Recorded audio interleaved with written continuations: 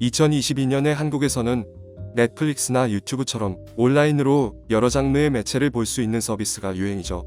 최근에는 유행을 넘어서서 공중파처럼 하나의 문화로 자리 잡고 있다고 봐도 과언이 아닙니다. 그 움직임에 발맞춰 한국에 대한 장르도 발전하고 있는 추세인데, 무서운 속도로 성장하고 있는 한국 드라마의 스케일에 전 세계 사람들도 기대에 부풀어 있습니다. 그도 그럴 것이, 이전 넷플릭스로 출시된 한국 드라마들을 보면 오징어 게임, 지옥, 지금 우리 학교는과 같이 직한 작품들이 한 자리씩 차지하고 있죠. 영어권 나라는 물론 비영어권 부문에서도 최단 시간 안에 역대 최대 시청 시간을 자랑하며 그 입지를 증명했습니다. 이에 넷플릭스는 10일이라는 짧은 시간 안에 달성한 기록인 만큼 한국 창작자들이 만든 콘텐츠에 대한 전 세계 시청자의 폭발적 호응을 다시 한번 확인할 수 있다라고 주장하며 가장 기대되는 장르 중 하나라고 언급했다고 할 정도입니다. 한국 콘텐츠를 향한 열광적인 글로벌 관심에 힘입어 현재 뉴욕 타임스퀘어에서는 지금 우리 학교는의 대형 광고 스크린이 등장했다고 합니다. 그간 뻔하게 쓰여왔던 소재인 좀비물을 한국 정서와 버무려 제작한 작품이라서 외국인들의 눈과 귀를 사로잡았다는 칭찬이 자자하죠. 외국인들은 평소 평이하게 알려져 있는 한국의 모습보다 경험하기 힘든 한국의 일상적인 면모를 더 궁금해하기 때문에 이런 점들이 한국 드라마에 대한 뜨거운 반응을 일으키기도 합니다. 이 작품 외에도 공개 후 28일 동안 16억 5,045만 누적 시간을 기록한 1위의 오징어 게임만 봐도 이미 전 세계에서 한국 콘텐츠에 대한 기대와 위상이 높아져 있는 것을 알 수 있습니다. 넷플릭스 측은 한국 매체가 넷플릭스에 진출한 이후 5년 동안 5조 원이 넘는 경제 효과와 1만 명이 넘는 고용 효과가 창출됐다고 평을 남겼고, 넷플릭스와 한국 창작자들이 함께 빚은 한국 콘텐츠는 한류의 기존 무대인 아시아를 넘어 미주, 유럽, 아프리카 등 말 그대로 전 세계가 즐기는 대중문화로 자리매김하고 있다라고 언급하며 한국 콘텐츠의 세계화에 대해 강조했다고 합니다. 하지만 한국 드라마에 대한 비판적인 의견을 주장하는 누리꾼도 있습니다. 세계 각지에서 떠드는 한국 드라마의 성공이라는 말이 현실 같지 않고 인정하기 어렵다. 뜬구름이고 너무 오버하는 것 같다. 라는 냉소적인 반응입니다. 이런 주장을 한 번에 뒤집는 기사가 올라왔는데, 이에 대한 누리꾼들의 반응도 화제입니다. 해외 커뮤니티 속 기사의 주제로 넷플릭스에서 엄청난 성공을 거둔 한국 매체라는 내용이었는데, 비판적 주장을 한 번에 뒤집을 만한 관심을 받았죠. 기사 본문에 따르면 오징어 게임의 대성공 이후 2022년에 넷플릭스에서는 기존 한국 콘텐츠 투자 5억 달러를 쉽게 넘어설 것으로 예상하고 올해 25편의 한국 영화와 시리즈 등을 공개할 예정이며 콘텐츠 수를 더 늘릴 것이다 라는 내용이었습니다. 그리고 넷플릭스에서의 오징어 게임은 가장 많이 본 시리즈로 자리매김하게 됐고, 그 시청자의 95%가 한국 밖에서 나왔다는 의견도 빼놓지 않고 언급했습니다. 기사에 대한 댓글을 남긴 한 누리꾼은 나랑 내 아내는 오징어 게임 이후 다른 한국 드라마를 몰아서 보고 있어. 넷플릭스가 한국 드라마를 많이 서비스해서 고마워하고 있고, 그리고 대부분 시즌 하나의 결말을 완결해주는 점이 좋아.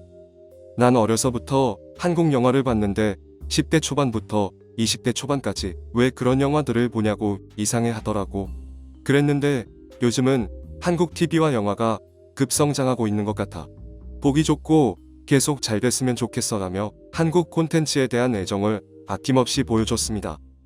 한국의 문화와 콘텐츠가 국력의 상징으로 자리 잡게 된 요즘, 넷플릭스에서 새로운 한국 드라마를 들고 나왔죠. 바로 소년심판이라는 법정 드라마입니다. 현재 예고편만 공개된 상태인데도 해외 반응이 심상치가 않습니다. 본편이 공개되기 전에 벌써부터 온라인상에서 작품에 대한 열기를 실감하게 됩니다.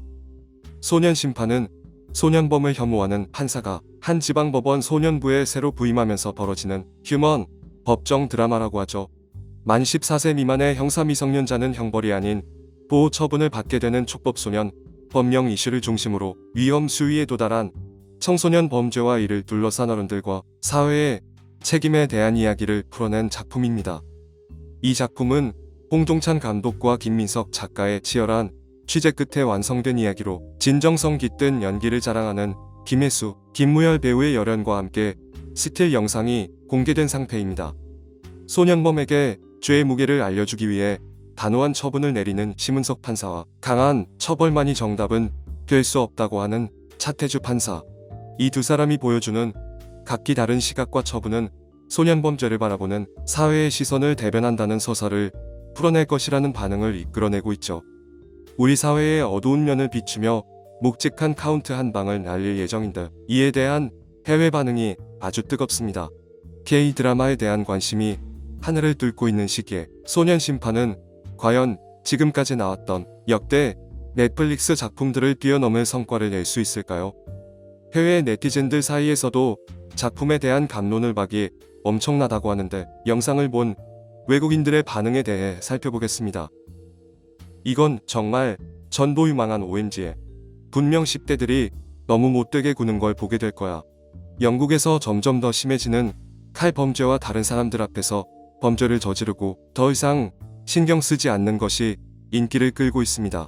요즘 한국 드라마가 신선한 줄거리를 가지고 있는 것 같아 기대돼.